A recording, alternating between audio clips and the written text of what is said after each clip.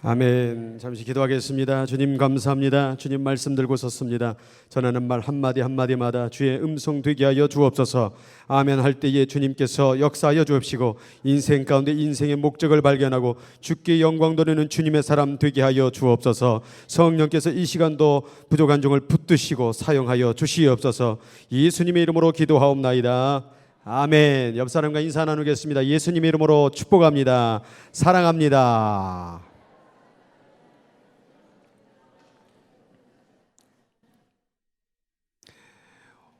오늘 설교의 제목은 너 하나님의 사람아. 한번 힘차게 너 하나님의 사람아. 자기 가슴에 손을 대고 나 하나님의 사람아. 그렇게 되는 줄 믿습니까? 네. 우리는 하나님의 사람인 줄 믿습니다. 터키하고 스페인에 갔다 왔어요. 근데 한참 지난 것 같아요. 한 달 전에 갔던 것 같아요. 부흥회를 끝나고 나니까 그래서 잊혀지기 전에 하나님의 말씀 또 이번에 선교 여행 가운데에서 주신 은혜를 여러분과 함께 나누기를 원합니다. 얘가 또 오늘 왜 이러냐. 이게 리모컨이 안 되네 이게. 자, 방송실 계십니까?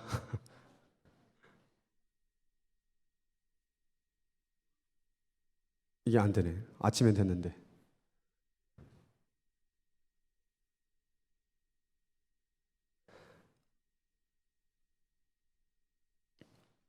이렇게 조용히 있는 것도 좋은 것 같아요. 네. 어떻게 잘 지내셨어요? 돼요? 안 되잖아요. 오늘은 이게 사진들이 좀 있어가지고 안 되면 뭐 손으로 수동으로 넘기세요. 넘기세요. 자, 첫 번째 제가 스페인과 터키를 갔었을 때 터키를 먼저 갔었죠. 터키의 첫 번째 교회 서머나 교회 기억나세요? 서머나 교회 한 사람만 기억나는 거. 가시도 않으셨으면서 어떻게 기억이 납니까? 가보셨어요? 어머나 저런 교회가 다 있었나 했던 주님이 놀라셨던 교회 서머나 교회입니다. 서머나 교회는 왜 이렇게 놀랐냐면 너마도 하나님 앞에서 칭찬을 받았기 때문에 그래요.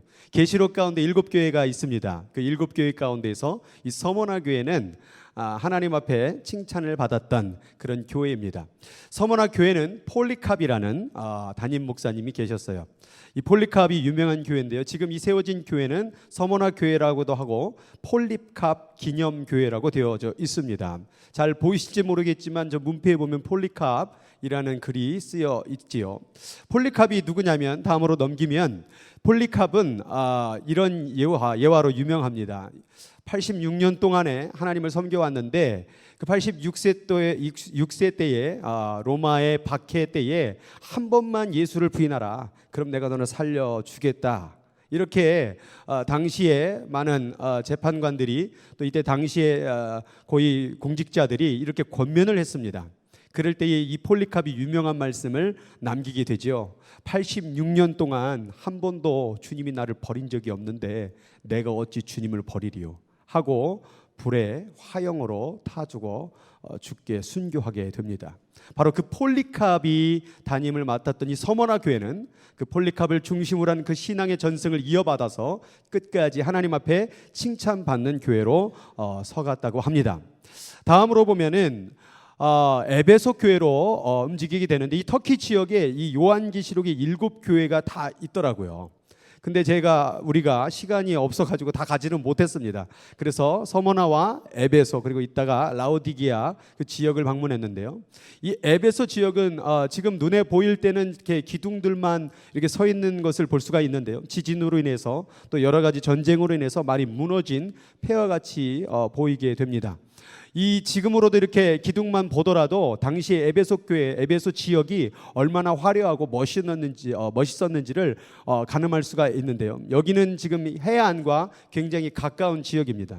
그래서 무역과 그런 어떤 유통 산업 이런 것들이 굉장히 잘 활발하게 이루어질 수 있는 아주 정말 화려하고도 아름다운 도시였습니다. 아무래도 이제 무역 도시다 보니까는 여러 가지 어떤 그런 각 나라의 우상 신상들을 갖다가 팔고 또 그런 어떤 향락적인 어떤 그런 음란한 일들도 굉장히 많았던 지역이기도 하고요. 또 셀수스 도서관이라고 저 뒤에 보이시는 지금 추정으로는 두란노 서원이라고 보여지는 그 가운데서 수많은 책들과 또 아무래도 철학과 그런 어떤 그런 강연들을 서로가 나누면서 지식과 문화와 향락과 그 모든 것이 다 함께 어울려진 대도시인 에베소였습니다. 에베소 교회라고 하는 바로 그곳이 바로 여기에 세워져 있었다라는 거예요. 이 에베소 교회, 에베소 지역을 살펴보면 이런 우상들의 신상들이 많은데 지금 보이는 것은 헤라클레스 그 신상을 양 기둥으로 세워진 모습을 볼 수가 있습니다. 이 헤라클레스 신상도 우상이고 지금 다음으로 보여질 게 오늘 박자를 잘 맞춰야 돼요. 이 다음 걸 넘겨보세요. 지금 여기서 보이는 게 이제 아데미 신상인데 아데미 신상을 이렇게 살펴보면은 조금 이 가슴 쪽에 보면 이 주렁주렁 뭐가 맺혀 있지 않습니까? 이 여성의 가슴이에요. 그래서 이 아데미 신상이 다산의 신이고 풍성함의 신이라는 거예요. 이 에베소 교회, 에베소 지역 가운데서는 이런 아데미 신상을 섬기는 우상 숭배의 지역이었다라는 거예요. 이 아데미 신상을 얼마나 사랑했는지 전 9절 전 거로 넘겨보세요. 여기 보니까 데메드리오라는 사람이 있었는데 이 사람이 은장색으로 은으로 아데미 신상 모형을 만들었다고 되어 있죠. 이걸로 돈을 벌었던 거예요. 직공들에게 적지 않은 벌이와 하게 했더니 많은 이 직공들에게 이 아데미 신상을 만들어서 돈벌이를 할 만큼 에베소 지역은 이 우상들을 파는 지역이었다 그 말이에요. 그런데 이 바울이 에베소서에 딱 와서 말씀을 전하면서 하나님은 살아계시다 전하니까 여기 뭐라고 말하냐면 이 바울이 에베소뿐만 아니라 거의 전 아시아, 이 전 아시아라는 우리 아시아가 아니라 바로 여기 소아시아 지역, 터키 지역을 얘기하는 거예요. 수많은 사람을 권유하여 말하되 사람의 손으로 만든 것은 신이 아니라 하니. 그러니까 바울 사도가 아까 봤던 그렇게 화려했던 에베소 지역 가운데에서 그렇게 우상이 만들어지고 뭐 제우스니 헤라클레스니 또 아데미 신상 이렇게 여러 가지 그런 우상들을 사고 팔며 그것을 믿고 있는 그 사람들에게 이건 신이 아니다라고 말하는 것은 정말 두려운 일이라는 거예요. 그런데 이것을 담대하게 선포하고 나아갔다라는 거예요. 그 에베소 그 길을 걸어가면서 그런 느낌이 들었어요. 이렇게 사람들이 우왕좌왕하고 막 수많은 사람들이 노예도 팔고 막 향락과 문화와 철학과 이 모든 것이 막 아울러졌을 때에 과연 나는 예수를 전할 수 있겠는가? 거기서 잘못 전하면 큰일 날 수도 있거든요. 그래서 이 에베소 길을 걸어가면서 그런 생각을 해봤어요. 나는 과연 복음에 대해서 뭐 환경 때문에 이것 때문에 저것 때문에 못 전하고 있는 제 모습을 살펴볼 수가 있었어요. 여러분 이 길 걸어가면서 만약 이 길을 걷는다고 이때 당시 이때에 산다라고 한다면 복음을 전할 수 있겠습니까? 바울 사도는 전했다 그 말이에요. 그래서 다음 성경 구절을 읽어보면 넘기시고 자 여기 보니까 사도행전 19장에 보니까 온 시내 이 에베소 시대가 요란하여 바울과 같이 다니는 마게도냐 사람 가이오와 아리스도가를 붙들어서 일제히 어디로 데리고 가냐? 연극장으로 데리고 갑니다. 다음 사진에 보시면 원형극장이 나와 여기로 끌고 간 거예요. 그러니까 여기 있는 수많은 사람들이 이 에베소 교회 지역의 사람들이 막 소리를 치고 야단을 치고 난리가 난 거예요. 전 성경 구절을 보면은 이렇게 되어 있죠. 2시간 동안 전 성경 구절 전에 거 방금 틀었던 전에 성경 구절. 네. 여기 보니까 연극장으로 달려간지라 다 한 소리로 외쳐 크다 에베소 사람의 아데미요 하고 2시간 동안 하더니 아데미요 아데미요 아데미요 그 원형극기장에서 얼마나 막 소리를 치고 했었을 때 이 바울이 어떤 마음을 느꼈을까요? 그럼에도 불구하고 담대히 복음을 전했던 바울을 느껴보면서 저무라도 부끄러운 그런 순간이 생각이 났습니다. 여러분 이러한 많은 에베소 화려하고도 향락과 문화와 모든 것이 다 갖춰진 이런 수많은 어마어마한 그런 규모 가운데서도 복음의 끈을 놓지 않았던 바울, 바로 그렇기 때문에 오늘 우리가 성경을 읽고 복음을 우리가 교회에서 예배를 드리고 있는 줄 저는 믿습니다.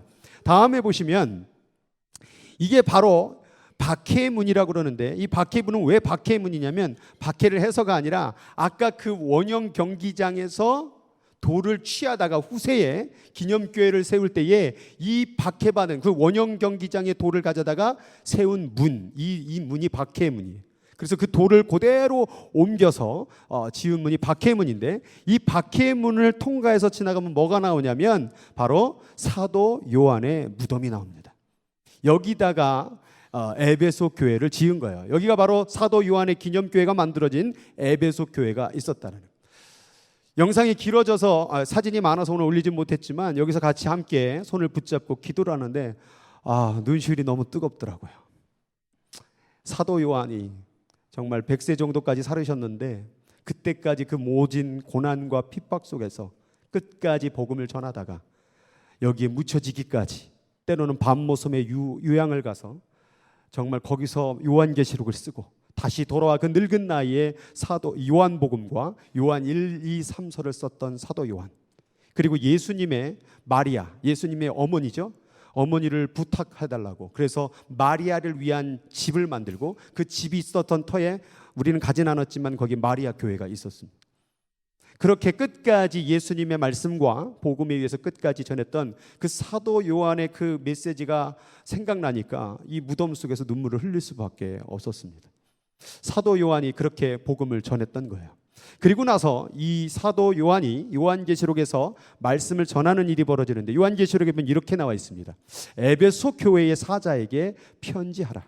내가 내 행위와 수고와 내 인내를 알고 또한 악한 자들을 용납하지 아니한 것과 자칭 사도라 하되 아닌 자들을 시험하여 그의 거짓된 것을 내가 드러낸 것과 또 내가 참고 내가 내 이름을 위하여 견디고 게으르지 아니한 것을 아노라.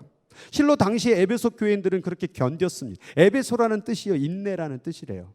그래서 이 에베소 교인들은 그러한 문화와 향락과 핍박 속에서도 끝까지 복음을 잃어버리지 않으려는 그런 열심이 있었어요. 열정이 있었어요. 그런데 그 다음 성경 구절을 보면 이렇게 되어 있습니다.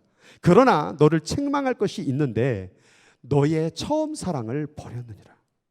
그렇게 견디고 견디다 보니까 박해가 심해지고 심해지다 보니까, 그리고 세상에 눈만 돌려다 보면요, 온갖 향락과 문화가 가득하니까 자꾸 배교의 사건이 벌어지는 거예요. 신앙을 저버리는 사건이 벌어지는 거예요. 어느덧 처음 주님을 사랑했던 그 마음을 잃어버리게 된 거예요. 그래서 사도 요한이 이 에베소 교회에 있는 성도들에게 이렇게 필요해서 편지를 쓴 거예요. 그러므로 어디서부터 떨어졌는지를 생각하라. 회개하여서 처음 행위를 가져라. 처음 주님을 믿었던 그 마음, 처음 주님을 신뢰했던 마음으로 돌아와라. 그러지 아니하면, 회개하지 아니하면 내가 내게 가서 내 촛대를 그 자리에서 옮기리라.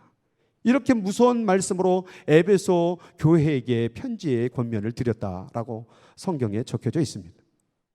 그 다음에 보시면은, 그러면 왜 에베소 교회가 첫사랑을 잃어버렸을까에 대한 이유를 추정할 수 있는데, 그 첫 번째가 바로 박해라는 거예요. 박해. 사실 이 에베소 교회는 처음 바울이 개척했던 교회입니다. AD 64년 때까지. 그런데 로마 황제 때 박해로 인해서 이 바울이 결국 순교하게 된다라는 전승이 있습니다. 그리고 나서 이 에베소 교회를 누가 맡았느냐? 디모데가 맡았어요. 디모데 목사님이 맡아서 이 에베소 교회를 잘 목회를 하는 가운데 아데미 축제가 벌어졌을 때 거기서 하나님 말씀을 선포하다가 아까 말했던 그런 놀라운 화려하고도 큰 그 에베소 지역에서 아데미 신상의 축제 때 말씀 전하다가 돌에 맞아서 순교하게 됩니다. 그리고 나서 맡은 게 바로 사도 요한이었어요. 에베소 교회에 바울도 맡았고 디모데도 맡았고 사도 요한이 맡기까지 그렇게 하나님의 사랑 안에 살으라고, 그렇게 신앙생활 잘하라고 권면과 그렇게 애쓰며 목회를 했지만 결국 에베소 교회들은, 그 성도들은 첫사랑을 버리고 도망가게 됩니다. 그럼에도 불구하고 이 사도 요한은 이 도미티아누스 황제 때에 신전 건립을 해서 숭배를 요구할 때에 나는 절대로 그렇게 할 수가 없다. 여러분, 지금 모든 문화가 그런 신전을 만들고 황제 숭배 사상에, 아데미 숭배 사상에 다 빠진 나라들입니다. 그런 가운데서 하나님을 믿는다라는 게 쉽지 않았거든요. 그런데도 불구하고 사도 요한은 끝까지 믿는다고 하니까 독을 마시게 합니다. 그런데도 죽지 않은 거예요. 그래서 끓는 물에다가 기름을, 솥에다가 기름을 부어서 몸에다 부어버립니다. 그래도 끝까지 살아남은 거예요. 그래서 죽지 않으니까 밤무섬으로 유배를 보낸 거예요. 그래서 거기서 요한계시록을 썼던 거예요. 그리고 돌아와서 사도 요한은 요한복음과 요한 1, 2, 3서를 마치고 그리고 그 자리에서 무덤에서 결국 죽게 되는 것입니다. 그게 바로 박해예요. 두 번째는 뭐냐? 바로 타협이었어요. 이렇게 핍박과 막 박해가 일어나니까 또한 우상 숭배가 가득하고, 당시에 이단들이 얼마나 많은지 몰라요. 왜냐하면 핍박이 많으니까 아데미 신상도 섬기고 하나님도 섬기고 이렇게 이중으로 막 교리가 막 섞이게 되는 그런 이단과 우상 숭배가 많이 있었기 때문에 타협을 해버린 거예요.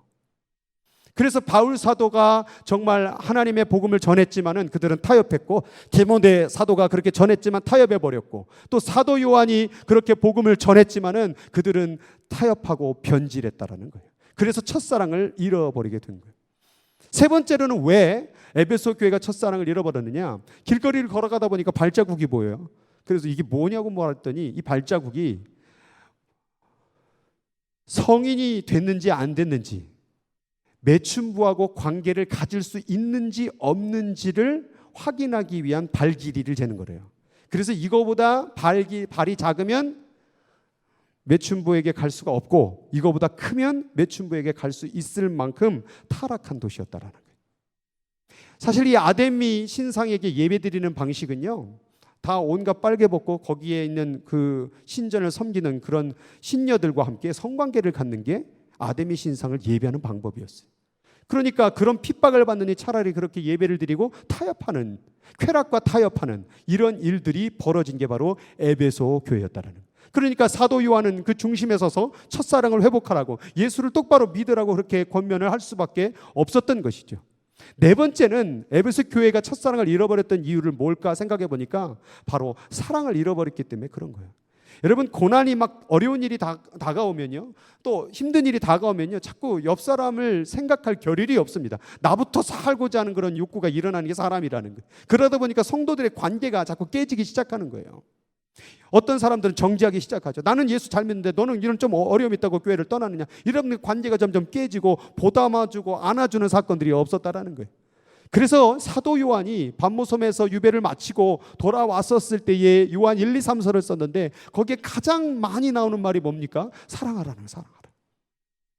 그 늙은 나이에 이제 죽을 날을 다가오는 그날을 바라보면서 그가 했던 말은 뭐냐? 사랑하는 자들아, 우리가 서로 사랑하자.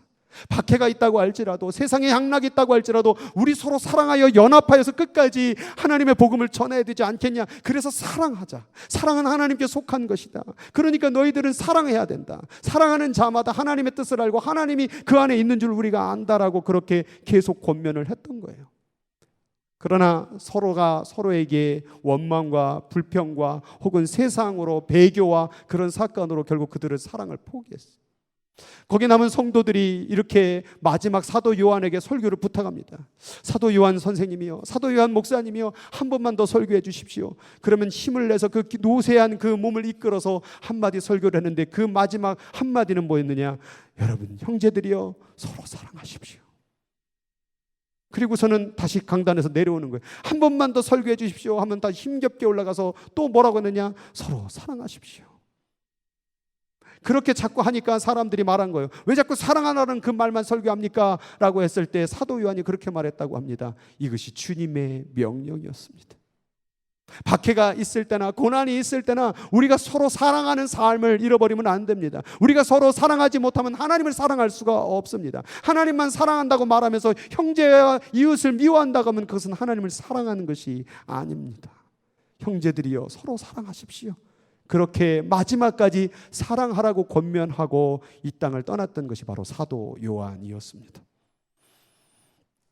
그리고 간 곳이 파무칼레라는 곳이었어요. 눈으로 보기에는 굉장히 막 눈이 내린 줄 알았어요. 근데 이게 석회질로 인해서, 소금으로 인해서 저렇게 하얗게, 저기 온천이에요, 온천. 가서 발 한번 담궈 보고 싶죠? 네. 지금 이거 하고 있는 거 보니까 여러분 꼭 갈 수 있는 분은 내년에 꼭 같이 갔으면 좋겠습니다. 하다 보니까 관광 가이드 같아요. 파묵칼레인데, 자, 이 앞에 얼굴 내민 사람 말고 저 뒤에 보면, 저 심 집사님 뒤쪽으로 보면 아줌마들이, 같이 간 권사님 아줌마들이 발을 담그고 있는 거기가 보이시죠? 그게 바로 이 파묵칼레의 온천의 물길이에요. 수로예요, 수로. 그래서 여기로부터 물을, 거기에 당시 지역에는 물이 많이 없기 때문에 여기로부터 물을 끌어다가 자기 식수로 활용을 했던 것이죠. 이 수로를 통해서 쭉 가서 어디까지 가느냐? 그 옆에 있는 동네에 라오디게아까지 간 거예요. 지금 저희가 팔을 벌리고 서 있는 그 밑에 땅이 바로 수로예요, 수로. 그 온천, 파묵칼레의 온천이 거기까지 흘러간 거예요. 라오디게아 교회 가운데서 사도 요한이 권면했던 말 우리 기억나시죠? 내가 내 행위를 아노니 내가 차지도 아니하고 뜨겁지도 아니하는도다. 파묵칼레에 있던 그 온천이 처음엔 뜨겁겠죠. 그러다 점점 흘러가다 보니까 이거는 뜨겁지도 않고 차갑지도 않은 미지근한 물이 된 것을 바라보면서 라오디게아 교인들이 바로 그렇게 신앙생활을 했다라는 거예요. 핍박과 고난과 어려움 속에서 신앙이 뜨겁지도 않고 차갑지도 않은, 이것도 아니고 저도 아닌 신앙생활을 하는 모습을 바라보며 사도 요한이 반모섬에서 라오디게아 교인들에게 썼던 거예요. 네가 차든지 뜨겁든지 하기를 원하노라. 이같이 하여 미지근하여 뜨겁지도 아니하고 차지도 아니하니 내 입에서 너를 토하여 버리리라. 실제로 그 파묵칼레의 온천이 그 물길로 와서 거기 왔었을 때 뜨겁지도 아니하고 차갑지도 않은 그 미지근한 물을 마실 때마다 토할 맛이어서 많이 토하는 사람들도 있었다고 그래요. 여러분, 그렇게 환경 속에서도 하나님께서 말씀하셨다라는 거예요. 이게 바로 라오디게아 교회였다고 합니다. 교회는 참 크고 화려하고 커 보였습니다. 그러나 그들은 이런 환난과 핍박과 박해 속에서 뜨겁지도 않고 차갑지도 아닌 이도저도 아닌 신앙생활을 연명했던 거예요. 아까 에베소 교회를 바라봤듯이 라오디게아 교회를 바라봤듯이 이들은 그런 환난과 핍박 속에서 타협하고 어느 신앙이 점점 변질돼가는 모습을 보았다는 거예요. 사도 요한은 이들을 바라보면서 가만히 멈춰 있을 수가 없죠. 그래서 그 어려운 속에서도, 유배를 간 그 상황 속에서도 계속해서 권면과 경고의 메시지를 썼던 것이 바로 요한계시록이었다라는 거예요. 이 두 부부가 안내를 하고 있네요. 어디를 안내하고 있느냐? 데린쿠유라는 지역을 안내하고 있습니다. 굉장히 사진 찍을 때만 굉장히 친한 척을 하더라고요. 데린쿠유는 뭐냐면 저 밑에 보니까 언더그라운드 시티라고 되어 있어요. 한 농부가 닭을 쫓다 보니까 닭이 어느덧 자꾸 사라지더래요. 그래서 어느덧 쏙 사라지면 안 나오고 없어지고, 그래서 따라가다 보니까 이 동굴이 발견된 거예요. 이 언더그라운드 시티 데린쿠유는 뭐냐면 이런 박해와 핍박 속에서 신앙생활을 유지하기 위해서 땅을 파고 들어가서 지하에서 생활을 하는 공동체의 곳이 데린쿠유였어요. 이 들어가려면 굉장히 겸손해야 돼요. 고개를 숙이고 거의 이렇게 막 들어가야 되는 것이에요. 그래서 막 이리저리로 막 왔다 갔다 하면서 막 들어가야 돼요. 잘못하면 길을 잃어버릴 수밖에 없는. 그래서 이거를 전체 지도가 보면 이렇게 거의 뭐 8층 가까이 땅을 파가지고 거기서 생활을, 여기에 보면은 거기 지하수를 끌어올리는 것, 또 저기 보면은 이렇게 세로로 되어 있는 게 공기구멍이에요. 그래서 과학적으로 얼마나 잘 졌는지 몰라요. 거기 외양간도 있고 자는 데도 있고 예배 드리는 곳도 있고 막 거기서 우리가 돌아다니는데 다 돌아다니지는 못하고 조금만 돌아 다 숨을 헉헉거리고선 그래가지고 올라오고 말았습니다. 여기서 자기의 인생 가운데서 평생을 다하고 거기 무덤도 있거든요. 거기서 무덤을 만들고 거기서 인생을 다 보냈던, 뭐 때문에요? 신앙 때문에. 에베소 교회와 라오디게아 교회 가운데서 그렇게 타협한 사람들도 있었지만 이렇게 복음을 위해서 자기가 끝까지 예수를 버리지 않기 위해서 땅을 파고 들어가 신앙생활을 했던 그러한 사람들도 있었다라는 거예요. 여기서 이게 교회인데요. 여기서 우리 심권사님이 대표로 기도는 하고 있었지만 남편분이 자기 아내만 찍어가지고 저렇게 나와 있지만 다른 분들도 다 같이 기도했습니다. 제가 그랬습니다. 그 대린교회 그 벽에다가 손을 대십시오. 자기의 이마를 대십시오. 그리고 그들이 이 차가운 냉기 속에서 어떻게 지내왔는지를 한번 묵상해 보십시오. 저도 거기다가 이마를 대고 뺨을 대고 손을 대고 기도했을 때 그들이 겪었던 고난과 아픔과 외로움과 그 추움과 어느덧 눈시울이 뜨거울 수밖에 없었습니다. 신앙만을 위해서, 오직 예수만을 위해서 땅을 파고 들어갔던 데린쿠유의 백성들, 그것이 바로 오늘 우리가 예수를 믿었던 이유 아니었는가 생각을 해봅니다. 그 다음으로 갔던 것이 파샤바벨레인데 잘 보시면은 버섯같이 생겼죠. 그래서 스머프 옛날에 만화 영화에 보면은 이걸 생각 아이디어를 얻어서 스머프 그런 만화 영화를 그렸다고 합니다. 근데 이게 그냥 뭐 모르는 사람들은 그냥 뭐 사진 찍고 막 이렇게 하고 막 좋다고 난리지만 사실 이것도 하나님의 신앙을 유지하기 위해서 이곳으로 피신하여서 여기도 굴을 파가지고 여기 안에도 교회가 있고 집이 있고 있었던 거예요. 어떤 이들은 신앙을 위해서 땅을 파고 들어가고 어떤 이들은 이렇게 산속으로 가서 이 돌산을 파서 자기의 거처를 마련하고 거기서 신앙생활을 유지할 수밖에 없었던 그 고난의 시간들, 바로 그렇게 신앙생활을 유지를 했더라는 거예요. 그 다음에 갔던 게 이제 젤베 계곡인데 이 젤베 계곡도 똑같아요. 그런데 사실은 아까 데린쿠이와 이 젤베 계곡의 차이점이 있어요. 이 젤베 계곡은 수도사들의 계곡이라고 그러는데 이들은 자신들의 편안함, 오히려 국교로 인정되어지고 기독교가 더 왕성해질 때에 오히려 자기들이 이 안일함에 빠지기를 원하지 않아서 실제로 자기의 삶을 내버려두고 일부러 산속으로 들어가서 신앙생활을 했던 자들의 그 장소였다 합니다. 그래서 일부러 산으로 들어가서 자기의 배부름과 자신의 가진 풍부함에 만족하지 않고 끝까지 신앙생활을 했던 자들의 모였던 그곳이 바로 젤베 계곡이었습니다. 이걸 보면서 저는 몇 가지를 이렇게 생각을 해보는데요. 이거 또 안 된다. 또 뭐가 먹었나 보네. 젤베 계곡과 그 데린 쿠유, 이 두 가지의 모습을 살펴보면 고난과 핍박 속에서 땅을 파고 들어갔던 그들의 모습과 그 다음에 풍부함에도 불구하고 신앙을 잃어버리지 않고 끝까지 갔던 그런 어떤 신앙의 모습들. 그러니까 풍부함에 처해도 예수를 버리지 않고 가난함에 처해도 예수를 버리지 않았던 두 가지의 모습을 볼 수가 있었습니다. 뒤에 보이는 곳이 바로 모스크 예배당인데요. 가장 이제 이스탄불의 가장 큰 중앙에 있는 광장에 있는 모스크 예배당입니다. 99.8이라고 써놨는데 무슨 수치일까요? 터키의 이슬람 교도 비율입니다. 99.8. 그러니까 다 그냥 전부 다 싸그리 다 모슬림이라는 거예요. 이런 국가 가운데서 신앙을 갖는 게 쉬운 일일까요? 이러한 국가 가운데서 하나님을 믿는다는 건 쉽지 않은 일이죠. 이러한 가운데서 선교사님이 사역을 하고 있는 거예요. 저희가 떠나고 난 뒤에 안타까운 소식이 들려왔어요. 한 한인 선교사가 살해를 당했다라는 소식이었어요. 그런 땅이라는 거예요. 겉으로는 종교에 대한 자유를 인정합니다. 그런데 겉으로는 그렇게 인정하지만 만약 공직자가 다른 종교를 받아들였을 경우에는 그 공직자에서 사임해야 되는 거예요. 그리고 가문으로부터 가족으로부터 천대를 받고 가족에서 뛰쳐나가야 되는 거예요. 겉으로는 하나님을 믿는 것에 대해서 우리는 종교의 자유가 있다고 얘기하지만 내면으로는 그렇게 핍박과 고난을 줄 수밖에 없는 지역입니다. 그 가운데 99.8%에서 우리가 놀라운 아까 동굴에서 기도했던 저 끝편에 한 여인이 머리를 대고 기도하고 있죠. 저분이 누구냐? 나비아라는 저희 관광 가이드였습니다. 터키는 현지인만이 관광 가이드를 해야 되지 선교사님이나 다른 분들이 관광 가이드를 하면 안 돼요. 벌금을 물어야 돼요. 그래서 이 관광 가이드를 통해서 이런 성서 지역들을 돌아다녔는데요. 당연히 뭐 무슬림이죠. 99.8%니까. 그래서 예수가 누군지를 아냐? 그랬더니 뭐 스페셜 프로핏 뭐 이 정도로 알고 있는 정도였어요. 그런데 저희 또 일행들과 함께 저도 그렇고 다 모든 분들이 동일하게 느꼈던 것 같아요. 예수를 전해야 되겠다. 근데 선교사님 말씀하신 거 관광 가이드에게는 예수를 전하지 마세요. 복음 전하지 마세요. 그게 정설입니다. 그래서 다 입을 다물고 있었죠.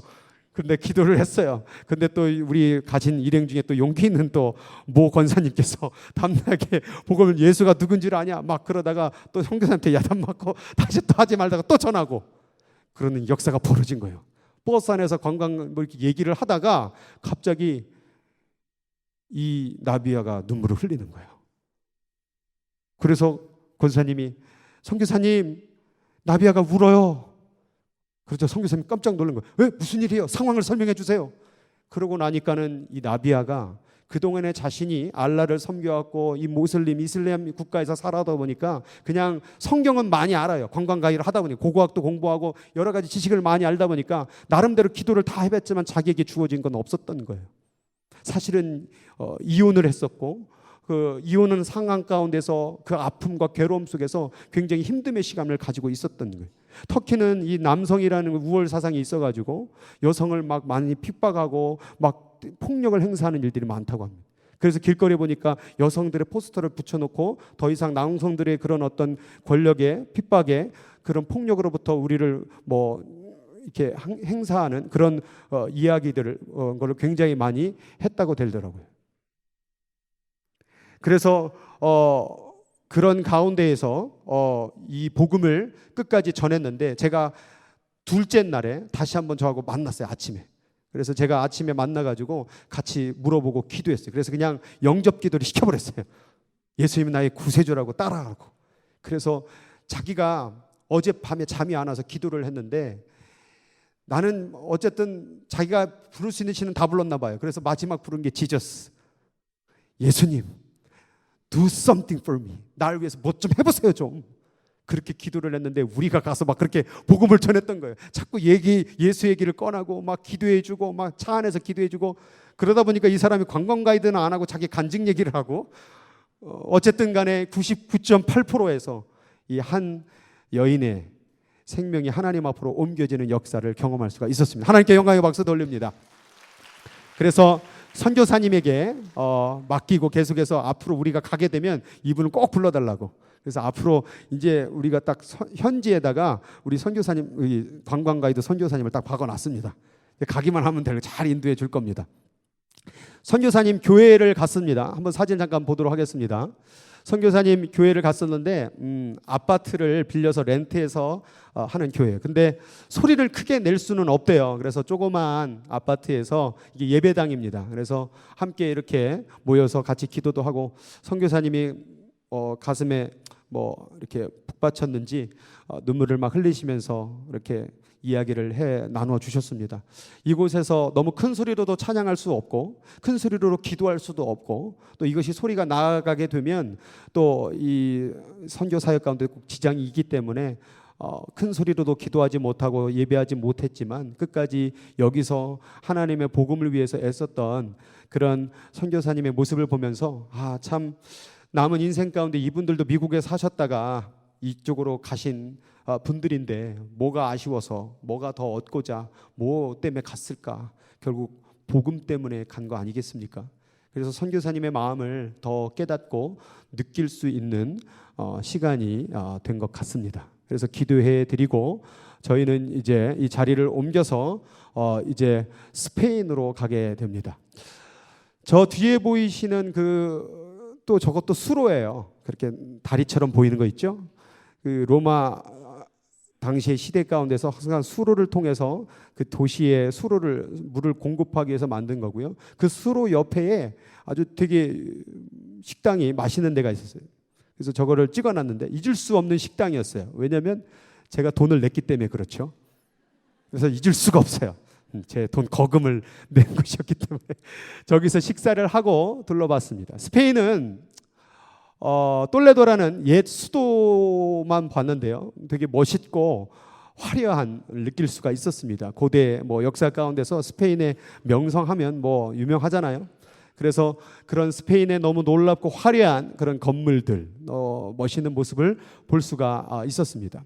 성당을 갔는데 저게 다 금으로 도배한 건데 너무 멋있더라고요. 근데 저게 한 섹션이에요. 저게 막 7, 8개 섹션이 있어요. 저만한 게. 한 성당 안에. 그러니까 우리 교회에 이렇게 본당이 있고 이 본당이 하나가 있는 게 아니라 또 있고 또 있고 또 있고 갈 때마다 다 금으로 도배하고 얼마나 화려하게 졌는지 모릅니다.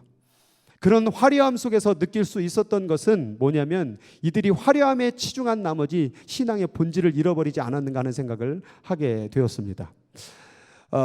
이런 화려한 도시 가운데에서 우리 IT의 선교를 10년간 사역을 했던 김용재 선교사님이 스페인으로 가서 선교 사역을 한다니까 여러분들이 보기에도 저기서 무슨 선교입니까? 그런 생각을 저희들도 했었고 사실 이번에 갔던 이유가 바로 그러한 선교 사역이 무슨 사역일까에 대한 것을 직접 경험하고 듣고 싶어서 찾아갔던 거예요. 요지는 이런 거예요. IT를 선교를 하려면 그들에게 가장 선교적으로 쓸 수 있는 도구가 뭡니까? 가난하기 때문에 먹을 겁니다. 병원입니다. 학교입니다. 그들에게 가장 많이 쓸 수 있는 선교의 복음의 도구가 그건 거예요. 그러면 스페인은 어떤 선교의 도구를 사용할 수 있을까요? 병원은 다 공짜예요. 그럼 병원을 짓는 게 의미가 있을까요? 학교 시스템이 잘 돼 있어요. 근데 선교사님이 원하는 건 뭐냐면 선교사님이 자녀가 한 아이가 이제 다운 증후군이거든요. 그래서 그 다운 증후군 학생과 일반인 학생과 같이 함께 교육을 받을 수 있는 그런 통합 학교를 세우는 게 목적인 거예요. 그래서 선교사님에게 그러한 내용을 들었습니다. 지금 저기에 보이는 아이가 이제 다운 증후군인 이삭이라는 아이죠.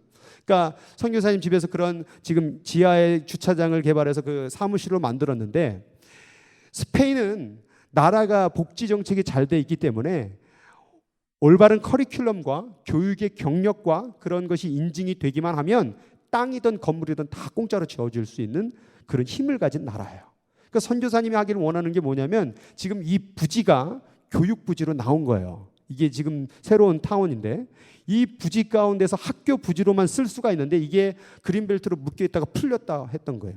그러면 여기 가운데서 이 학교를 세우려면 교육에 대한 2년 이상의 경력과 그런 교육에 관한 어떤 새로운 커리큘럼과 아이디어 가운데 채택이 되면 이 땅을 무상으로 다 주고 건물까지도 다 지어줄 수 있는 거예요.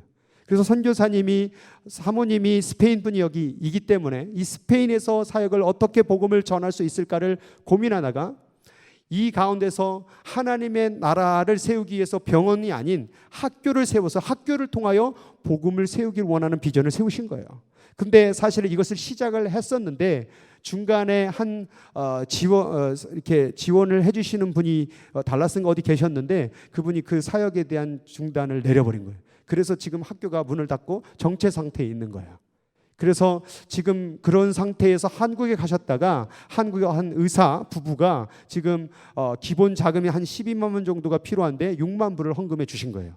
그래서 지금 나머지 액수가 채워지면 선생님들을 소집하고 그래서 건물을 빌려서 2년 정도의 그 통합학교의 커리큘럼을 만들고 운영을 하다 보면 그것을 가지고 제출을 해서 이 땅에 대한 것에 대해서 채택이 되면 이 땅과 건물과 모든 것을 다 채울 수가 있는 그런 선교의 사역을 꾸미고 있더라고요. 저기 제가 1%라고 적어놨어요. 스페인의 기독교 인구수가 1% 미만이래요. 3% 미만이면 미전도 종족이래요. 한국이 요즘 청소년 복음화율이 3% 미만이래요. 그러니까 한국의 청소년은 미전도 종족이래요.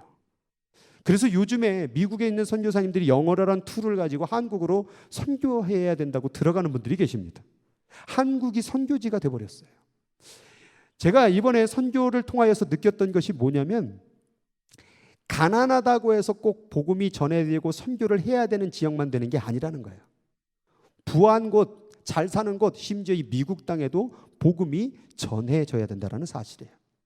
핍박과 고난이 있다고 할지라도 복음이 전해야 되고 에베소라는 화려한 그러한 모든 것이 다 갖추어진 도시라고 할지라도 바울 사도는 복음을 전했잖아요. 그래서 어떻게 보면 스페인이 에베소처럼 화려하고 모든 것을 갖춘 도시라고 할지 모르겠지만 하나님의 복음은 이 땅에서도 전해져야 된다는 사실을 저는 믿습니다.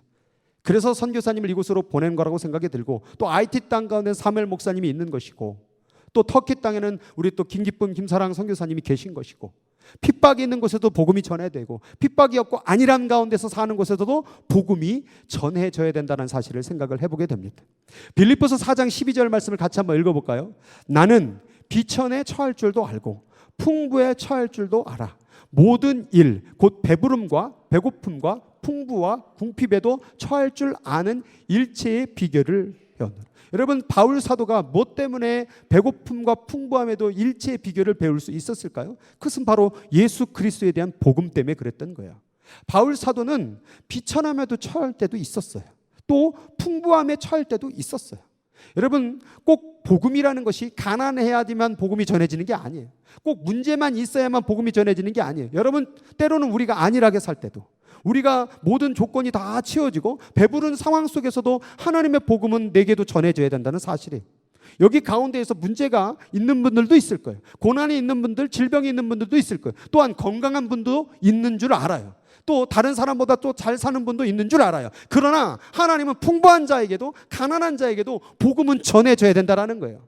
에베소 교회가 왜 복음을 버렸습니까? 가난함과 핍박 가운데 빠져서 복음을 던져버린 거예요.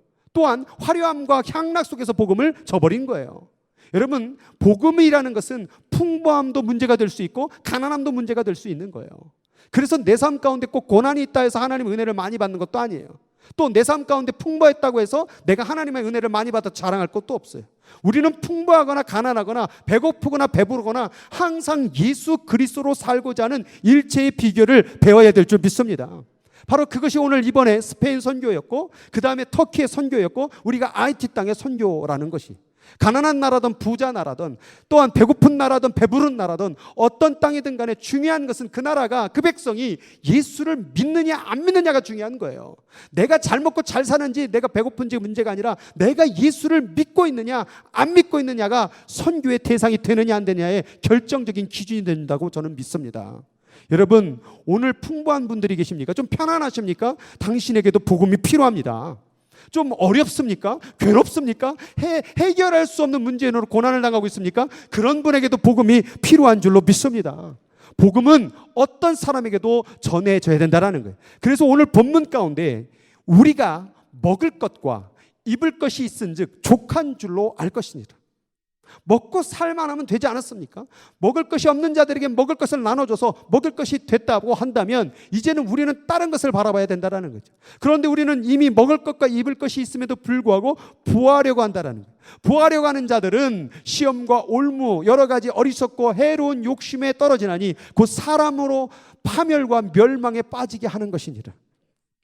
우리의 인생의 목적은 풍부한 부자 되는 게 아니에요. 우리의 인생의 목적은 가난하면서 해결되는 게 목적이 아니에요. 또 다른 목적이 있다라는 거예요. 그것이 오늘 본문에 이렇게 얘기합니다. 오직 너 하나님의 사람아, 이것들을 피해라. 없는 가운데 채우려고 하는 것, 약함 가운데 풍부해지려고 하는 이런 것들에 부하려고 하는 마음을 피하고 의와 경건과 믿음과 사랑과 인내와 온유를 따르며 믿음의 선한 싸움을 싸우라. 영생을 취하라. 이를 위하여 내가 부르심을 받았고 많은 증인 앞에서 선한 증언을 하였도다. 디모데야, 너가 그런 환난과 핍박 속에 때로는 배고플 때도 때로는 풍부했을 때도 많은 증인 앞에서 이 선한 증거를 하였거나 앞으로도 계속해야 된다. 에베소 지역이라는 화려한 지역에도 복음을 계속 전해야 되고, 에베소라는 그런 지역 가운데 핍박과 고난 가운데 데린쿠의 그 지하 동굴을 파는 사람들에게도, 그런 고난을 당한 사람들에게도 하나님의 복음은 전해져야 된다는 거예요. 그래서 우리는 우리 세상의 기준이 높고 낮음이 아니라, 풍부함과 배고픔이 아니라 오직 하나님의 기준으로, 하나님의 생각으로, 하나님의 방법으로 교회와 가정이 세워져 나가야 될 줄 믿습니다. 오늘 여러분들에게 하나님께서 이렇게 말씀하십니다. 오직 너 하나님의 사람아. 하나님의 사람은 좀 잘 된다고 해서 거기에 교만에 빠지면 안 돼. 하나님의 사람은 배고프고 힘들다고 원망하고 불평하는 삶으로 빠지면 안 돼. 하나님의 사람은 그런 모든 것을 피하고 오직 예수, 오직 복음, 오직 성령, 오직 말씀으로 사는 것, 그리고 복음을 위하여 사는 것, 그게 바로 하나님의 사람이야. 여러분, 여기 있는 모든 일 가운데 어떤 형편 가운데 고난이 있고 역경이 있고 배부름이 있고 좀 내 생 가운데 더 이상 필요한 것이 만족함이 다 있다고 할지라도 하나님의 사람은 그렇게 살면 안 돼요. 하나님의 사람은 복음을 위해서 일어서야 돼요. 에베소 교회 가운데 말하잖아요. 네가 첫사랑을 버렸다고. 배부름에 취해서 버렸느냐? 아니면 핍박 때문에 버렸느냐? 우리는 어떤 상황에도 버리면 안 된다라는 거예요. 라우디아 교회에게 말했잖아요. 너희가 뜨거운 신앙을 가졌느냐? 차가운 신앙을 가졌느냐? 이것도 저도 아닌 도대체 너의 신앙은 무엇이냐라고 말하고 있는 거예요. 오늘 하나님의 사람이라고 불림을 당하는 여러분들이요, 우리가 하나님 앞에서 어떤 삶, 어떤 인생, 어떤 복음의 삶을 살아야 될지를 고민하기를 원합니다. 계속해서 선교 가운데에서 계속 이 여행을 다니면서 마음 가운데 들리는 음성이었어요. 너 하나님의 사람아, 너 하나님의 사람아, 너는 무엇 때문에 사니? 여기 있는 사람들 그렇게 지하동굴 파고 들어가 복음 전하며 그렇게 신앙생활 할 때 너 하나님의 사람아, 너는 무엇 했니? 향락 속에서 그런 일들이 막 벌어지고 문화가 벌어지고 그런 모든 것이 대중이 돌아갈 때에 너 하나님의 사람아, 너는 무엇 했니? 계속해서 너 하나님의 사람아, 너 하나님의 사람아, 너 하나님의 사람아, 복음을 위하여, 예수를 위하여, 하나님을 위하여 일어서라, 일어서라. 한 생명이 구원되는 사건이 벌어졌지만 한 생명이 순교되어지는 사건이 벌어진 터키 땅. 우리는 그냥 돌아다니면서 계속 돌아다니다 보니까 갑자기 마음 가운데 이게 자꾸, 저도 그러지 말아야 되는데, 가서 이게 터키 가가지고 음식을 먹었는데 자꾸 저거 뭐죠? 이름도 생각 안 나는데 이름을 그렇게 싫었나 봐요. 내가 터키 음식 대표적인 게 뭐죠? 케밥. 케밥을 선교사님이 첫날에 목사님 특별한 케밥입니다. 그래서 특별한 케밥을 먹었어요. 둘째 날 일어났더니 목사님 항아리 케밥을 꼭 드셔야 됩니다. 그래서 항아리 케밥을 먹었어요. 세 번째 날 됐으니까 목사님 둘둘 마르는 무슨 대누르 케밥인가? 그걸 또 먹어야 된다는 거예요. 셋째 날 케밥, 넷째 날 또 무슨 케밥. 마지막 날은 다른 케밥을 피하려고 하는데 심집사님이 가다가 그냥 아무 데나 들어가야 하는데 또 케밥. 나중에 케밥이 개밥처럼 먹다 보니까 마음 가운데에서 내가 여기서 먹으러 왔나? 먹는 것 때문에 불평하러 왔나? 그러다가 제가 터키 땅에서 다리가 접질러졌어요. 그래갖고 여기 이 발목이 멍이 확 들더라고요. 그때 하나님께서 말씀해 주는, 너 하나님의 사람아, 정신 똑바로 차려라. 케밥 먹다가 정신 못 차리고 파묵칼래 보고 막 신기하다 발 담그고 지금 관광하러 왔냐? 너 하나님의 사람아, 어떻게 이들이 복음을 전했는지를 다시 한번 묵상하고 생각하라. 그 다리가 그렇게 되고 나서 돌아다니질 못하니까 더 기도하게 되고 더 생각하게 되고 하나님께서 주시는 음성을 들을 수 있는 시간이 되었습니다. 여러분, 세상이 잘 돌아갈 때에, 내 인생이 잘 돌아갈 때 거기 취하지 마세요. 하나님의 사람은 거기에 취하는 게 아니에요. 또 세상이 내 마음대로 안 되고 내 뜻대로 안 될 때에 거기에 취해서 불평하고 원망하지 마세요. 하나님의 사람은 그런 환경에 취해지는 사람이 아니에요. 아까도 말씀을 드렸던 그 수많은 사람들이 환경을 뛰어넘을 때에, 환경을 뛰어넘고 복음을 위하여, 예수를 위하여 살아갈 때에 그들이 하나님 앞에 인정받는 바울 사도, 폴리캅 사도, 디모데 사도, 사도 요한의 사도가 되어서 복음의 교회를 세울 수 있었다라는 것이에요. 우리 예수인 교회가 이 샌프란시스코, 얼마나 여기 정말 에베소 같은 지역입니까? 바닷가가 가깝죠. 동성애와 마약과 온갖 그런 향락의 도시 아닙니까? 관광의 도시 아닙니까? 에베소하고 똑같아요. 이번에 느낀 게 에베소가 이 샌프란시스코네. 여기에 취하지 말고, 너 하나님의 사람아, 넌 여기서 무엇 하기 위해서 사느냐? 나는 무엇 하기 위해서 사느냐? 에베소 교회 가운데 사도 요한은 그것을 잃어버리지 않았어요. 자기의 정체성을. 밤무섬으로 유배당했을 때도, 기름으로 자기를 부었을 때도 끝까지 하나님의 정체성을 잃어버리지 않고 화형의 불에, 때로는 돌에 맞아 끝까지 복음을 전했던 그 수많은 순교자의 모습을 바라보며 우리도 나는 여기서 무엇 해야 되는가? 돈 많이 버는 것, 잘 사는 것, 그것이 인생의 목적이 아니라 내게 바라시는 하나님의 뜻이 있다라는 거예요. 그 뜻을 함께 발견하여 이 땅 가운데 기왕 샌프란시스코의 한 인생의 사람으로 말미암아 한 생명으로도 구원해야 되지 않겠습니까? 한 생명이라도 복음의 자리로 이끌어야 되지 않겠습니까? 그것이 바로 하나님이 우리를 향하여 부르시는 너 하나님의 사람아 라고 부르시는 하나님의 음성인 줄 믿습니다. 그 뜻을 회복할 수 있는 우리 모두가 되기를 주의 이름으로 축복합니다. 우리 같이 기도하겠습니다. 오늘 이 시간 가운데 같이 기도할 때 너 하나님의 사람아, 너 하나님의 사람아, 너 하나님의 사람아. 이 불림 당할 때에 여러분 마음속에서 지금 뭔가 부딪히는 게 있을 거예요. 너 하나님의 사람아, 너 하나님의 사람아, 너 무엇하고 있니? 에베소 지역 가운데서 황제에게 끌려가고 돌에 맞아 죽고 불에 태워져 죽는 사람을 볼 때에 비겁하게 뒤에 서서 세상의 향락에 타협하고 도망다니는 너 하나님의 사람아, 너 하나님의 사람아. 바울도 죽었다. 디모데도 돌에 맞아 죽었다. 사도 요한도 그렇게 핍박당하며 이 땅을 떠났다. 폴리캅이라는 사람도 불에 태워져서 죽었다. 수많은 순교자들이 나옴에도 불구하고 너는 무엇하고 사느냐? 너 하나님의 사람아, 너를 위하여 인생을 사지 말고 하나님을 위하여 살아라. 하나님을 위하여 나는 무엇하며 이 에베소 땅 같은 이 샌프란시스코에 살아야 되겠습니까? 가르쳐주세요. 알려주세요. 이끌어주세요. 그렇게 합심으로 같이 기도하는 이 시간 되도록 하겠습니다. 같이 기도하도록 하겠습니다. 살아계신 하나님,